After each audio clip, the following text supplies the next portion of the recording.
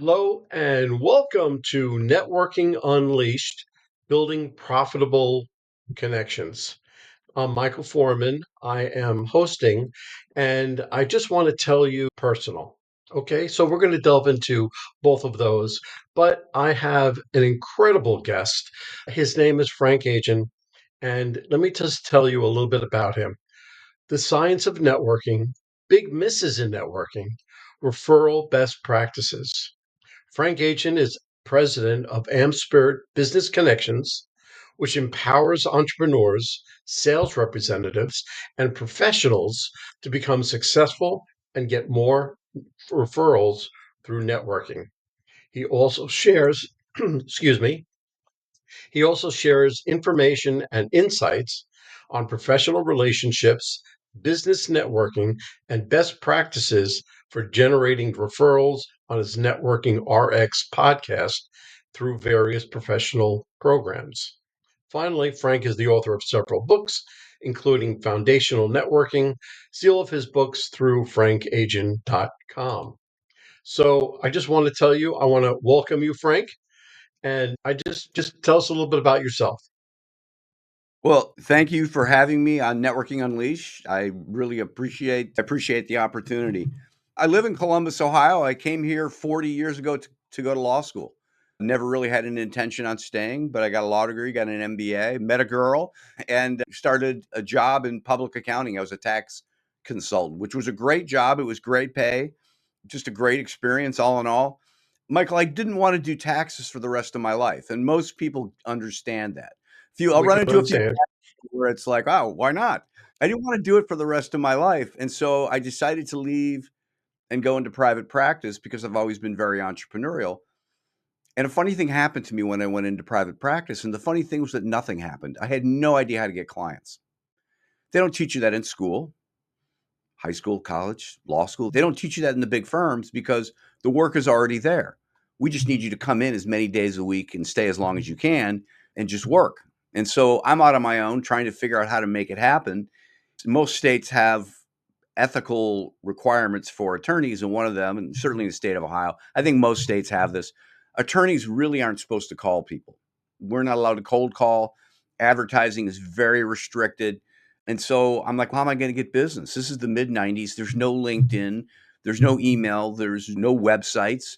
I don't even think I had a cell phone, Michael. I really don't. And so I was beside myself. What am I supposed to do? So I had lunch one day with a friend of mine, and she took a different path out of law school. There's a saying in law school that A students become professors, B students become judges, and C students become millionaires. And that's because if you're a C student, you don't get the cushy opportunities. You got to figure it out. And that's what she did.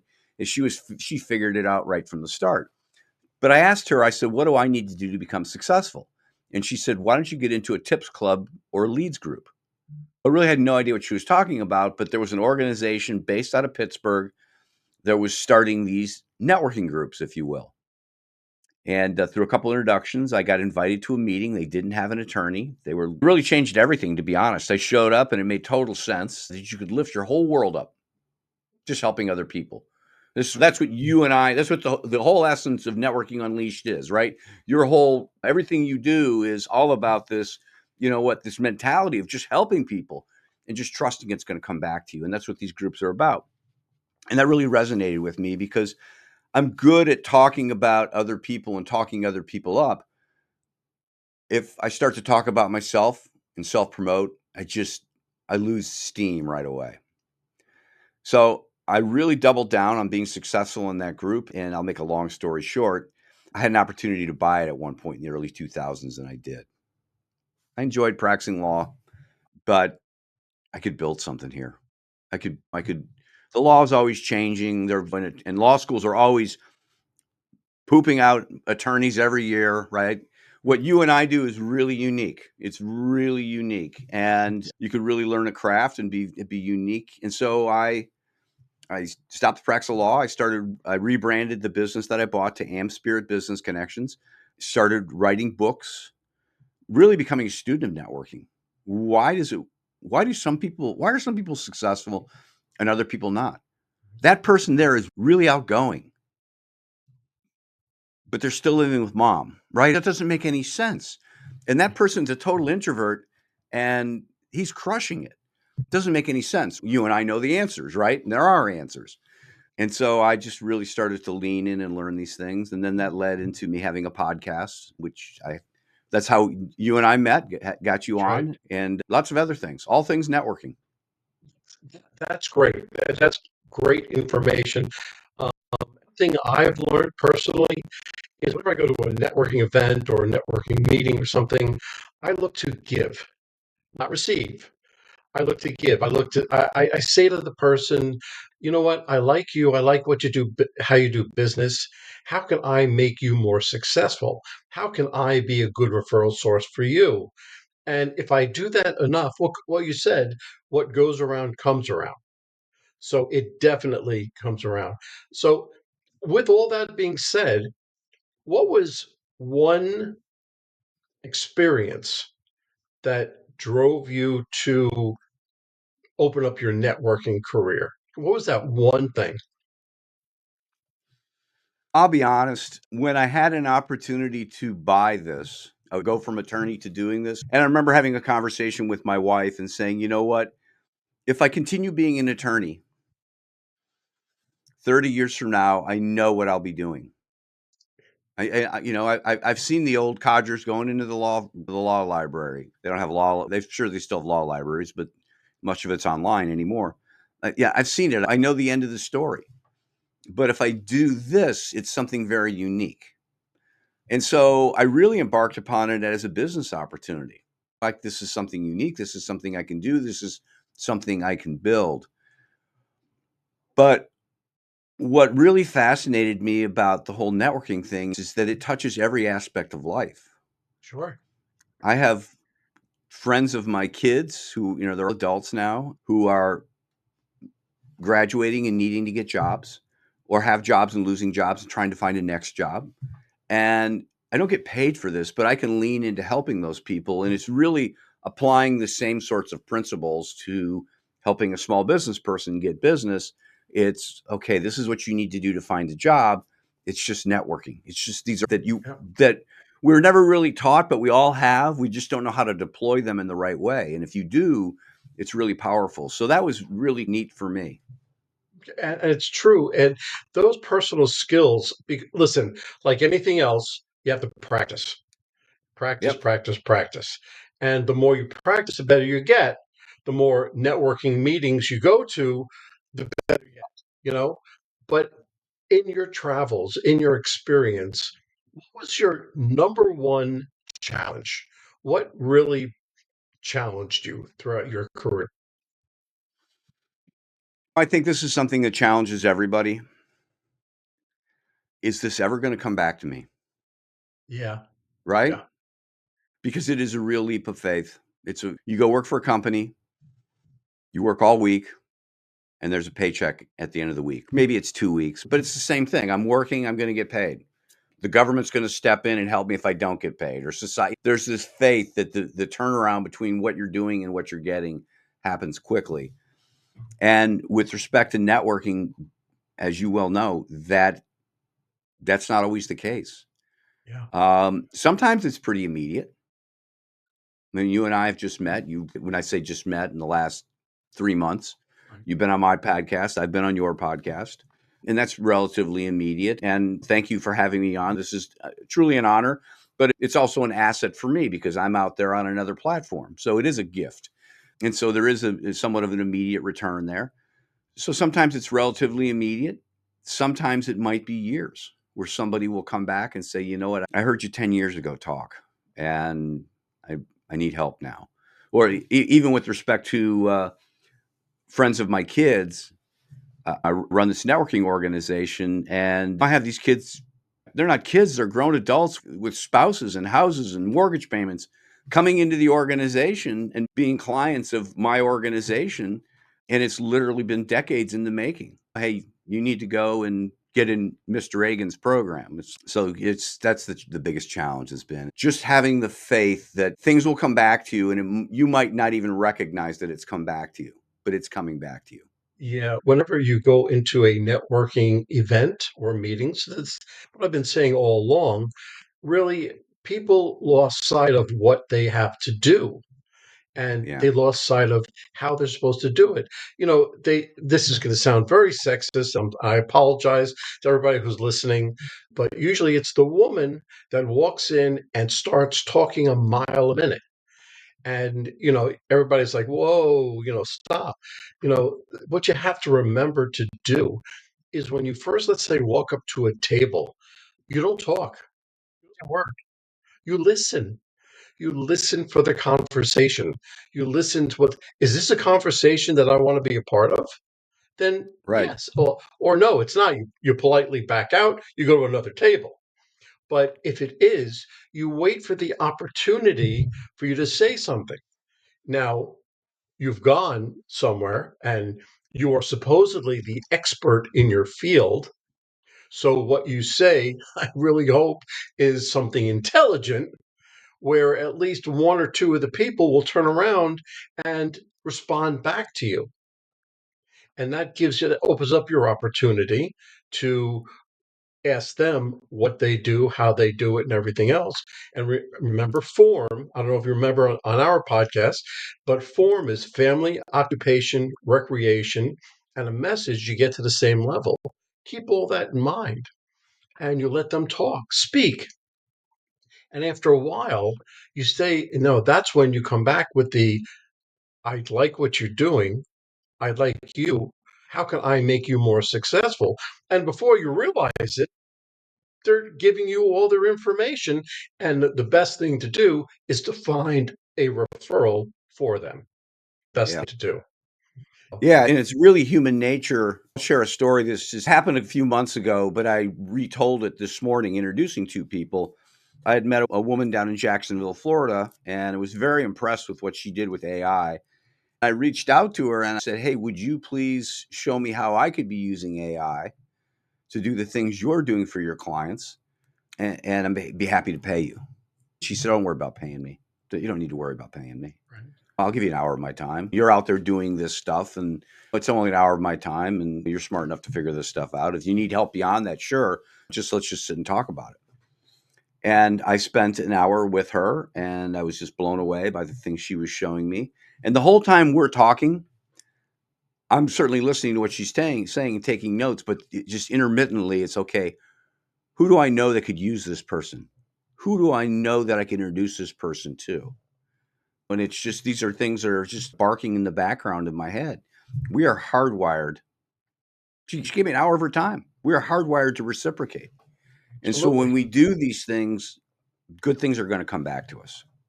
Absolutely. And being in business, it really doesn't matter what business you're in, but your referral is gold. There's Yeah. nothing better than a personal referral. So what does that tell you? That you have to do right by whomever that you're helping. You have to and give them more and underpay. And so it's just you give them more than what they're paying for. And they should be so, elated that you're helping them in such a way that they can't do anything but refer you. And that referral say, oh, so and so referred me and called you. Oh, I love her, because you're putting their name on the line as well on how you treat them. Yeah. I think a lot of times people they have this hang up that if I do something for someone else, I am going to be depleted. I'm out something. And what I share with people, I always have to preface, okay, I'm not getting crazy here. Just follow my logic. I tell them, I don't like coconut. I just don't. From as being young as a kid, I just didn't like coconut. I have a gag reflex if I have coconuts. But if you hand me an almond joy bar that's all coconut, even though I will not eat that, I will not. I'll probably die before I eat it. I will take it because I know there are people in my life that love coconut and could benefit from coconut. And so I'm going to collect all the almond joy bars out there and give them to the people I know who love almond joy bars. It's certainly not depleting me because I've already said I don't like coconut. And the reason I'm doing that is because I'm giving these almond joy bars out, and hopefully they're asking, what kind of candy do you like, Frank? Because I'll keep a lookout for you because they're so thankful that I've given them their favorite candy. Right. Um, And I look at that same thing with respect to other opportunities. A lot of things come my way that don't really fit for me. Somebody might have a fitness podcast. That's not for me, but it's for somebody I know. And so I'm going to take that in, that I'm Enjoy Bar, and I'm going to hand it out to somebody else. And what are they going to say? What kind of podcast are you looking to get on? I'm looking to get on ones that deal with professional relationships, business networking, referral best practices. Oh, okay. I'll keep a lookout for you. Right. And it's the same thing with respect to other opportunities too. We're all encountering things and people, somebody looking to hire somebody to work in their IT department, but I'm in marketing. That's an opportunity. What type of person are you looking for? Entry level? How many years? I don't know if I know somebody, but I know people and maybe I can help you. And so you're not depleted at all by doing those sorts of things. No, you're not, because even though now, I go on stages and I do breakout sessions and workshops, and people ask me all the time, whenever I give them an hour of my time, you're giving me all of your information. There's nothing left. Yeah. What else could you possibly show me? Well, there's an infinite amount of things that you can still learn, Yeah. but on my website, I have my book. But right next to it, I have a little thing called an abridged version, and it's free. It's a Mm. PDF, and it gives you the basics of my book and everything out, but it's free. People say, well, why are you doing that? Because whoever downloads it obviously needs it, you know, and you just do it. What goes around comes around. I feel that if you give out as much as you can, it will come back. No, it's like you, I have books, and people say, what's the best way to sell a book? I say, give it away for free. I'm saying just get out there and just tweet little tidbits of it out there, right? That's what I've done. Here's this little reference, show the book, maybe a link to the book. That's how I'll buy books, right? I'll look Yeah, at, oh, that really sounds interesting. That perfect. Bob Yeah, Berg, I'm going to buy that book. And I joke and I say, if somebody was really enterprising enough, they could scour my LinkedIn and my social channels and they could find the entire book, little bits and pieces, and plug it all together. yeah, absolutely. Because you are giving away enough for somebody to really put together if they want to take the time to put it all together. But you might as well just go out and buy the book. That's what people end up doing. What one marketing or networking tip that you feel the most strongly about? That's a great question, and I have a consistent answer. Find something that you're passionate about and go volunteer. I need to get out. I need to network. I need to do something. I don't know where to do. You should like, go find something. Don't be calculating. These big people are here or whatever. If it's pet charities, then head in that direction. Homelessness, maybe it's youth sports. Just get out there and give to the world. You Yeah, don't have to wear a T-shirt that has your business name on it. You're probably better off not doing that. Don't be calculating like that. People will find out. I see it all the time. What's he yeah. do? You He have runs to an remember. insurance agency. Yeah, no, you have to remember that you're not just speaking with the people that are there, speaking with their entire network, each individual people. And I always recommend exactly what you just said. And I always recommend just go and do. When you start doing and you start giving, the conversation is going to turn around to say, well, what do you do for a living? That's when you can say, well, I do this or I do that, and people say, oh, that's very interesting. Or, that's all right. But it will advance you not only personally, but it will advance you professionally as well, as long as Yeah. you learn how to communicate with them, Yeah. right? When you're doing those things, you're not doing them alone. You're doing them with other people who care about the same whatever it is, charity or initiative, and they'll ask about you and you'll develop a relationship with them and something's going to happen from that. But that kind of gets you off of the dime, so to speak, and just doing something. Yeah, yeah, it's true. And that falls into the category of giving, receiving. Okay. Because when you're there, you're going to give, give, give until somebody turns around and says, what do you do? Something like that. But that is great for your networking tactic. Do you have a specific way that you market? a marketing tactic. Now, I know you run networking groups. You actually have a separate networking next week, I think at 4 o'clock or so. I have a couple things that I do. Again, it goes back to the whole notion of the best way to sell something is to give it away for free. In the early days of the pandemic, we were all a little bit, what does this mean? What does this mean for the world? And we were all a little bit lonely. And I discovered that you could use Zoom for something more than talking to one person at a time. So I invited 12 people onto a Zoom call, and we just had a conversation. I said, I know none of you people know each other. You're all very well connected. Meet each other. Let's all talk about ourselves one by one. And that from that was born the Networking Hub, which is the second Wednesday of every month at 7 p.m. Eastern. You can get the link to it. It's free to attend. There's no commitment. Networking-hub.com. And then I've also started doing a referrals strategy workshop at 4 o'clock on that same day. And so what I'll do on the workshop is I will bring up the workshop is more about hands-on sorts of things with respect to referrals. And the next one I'm going to be talking about the whole notion of what I call wholesale referrals.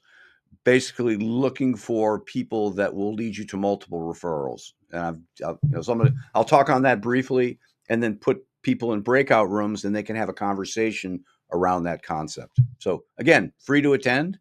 And it's interesting. I see the people who are registering and certainly people from my organization, lots of people not from my organization. So it's going to be a great opportunity. Spreading the good word about networking. I love it. Yep. Frank, if somebody wanted to get hold of you, what's the best way that they can get hold of you? Everybody communicates in their own style. Some people love LinkedIn. If you go to frankagin.com, you can find my email address. You can get to my LinkedIn profile, my Facebook, and communicate any of those ways.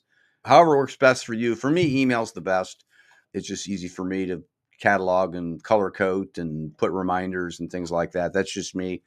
Frank, I have to tell you, this was a great experience. If Thank you. anybody wanted to know about networking or referrals or anything else, please contact Frank and he will set you free, so to speak.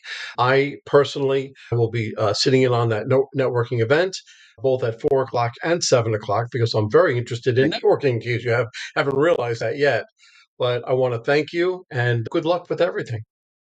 Thank you. Appreciate the opportunity.